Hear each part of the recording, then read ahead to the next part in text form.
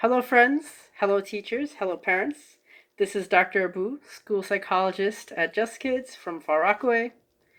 Today I would like to teach you about and provide teacher tips, parent tips about a first then strategy and how we can apply the first then strategy at home.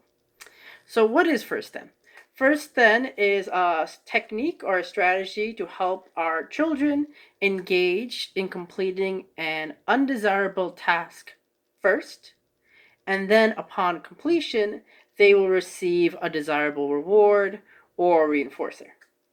Now, what's important for this technique to work is that the reinforcer needs to be motivating.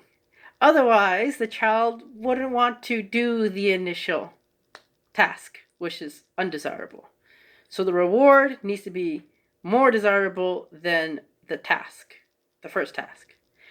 For some of our kids, they need a visual reminder to show them what it is that they're working for, because maybe they might forget, oh, why do I have to finish Classroom Dojo, or why do I have to do therapy? And then sometimes something like this is called a first then chart can be useful, and you can fill it out for your child. Maybe first completing therapy and then iPad, for example. And let's think of some other examples where you might use a first then chart or use a first then technique. So let's say in the morning time, your child first brush your teeth and then have breakfast. Or let's say later in the day, first complete work on Class Dojo and then watch YouTube videos. Or first finish teletherapy, then play outside, or iPad time, or game time, or whatever you may use. Now, this might sound simple, but what's important is consistency.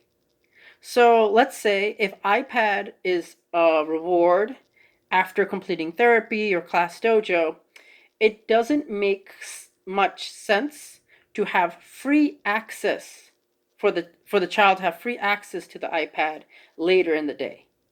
And the reason why this can be a problem is because if the child can use the iPad whenever they want later in the day, then they can goof off during therapy, or they can not do their Class Dojo work because they know later in the day, I'm going to get the iPad anyway. So this is where we want to be consistent with how we give the rewards.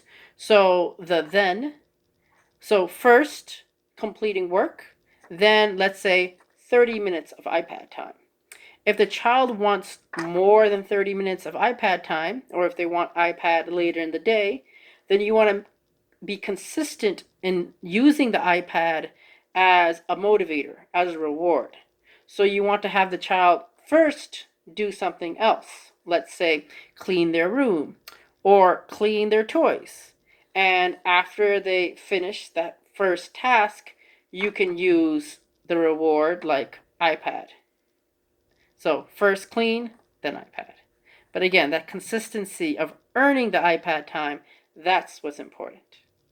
And then the child will learn, if I want to play that iPad, I better do some good listening. All right, friends. Thank you so much for your time. Hope all is well.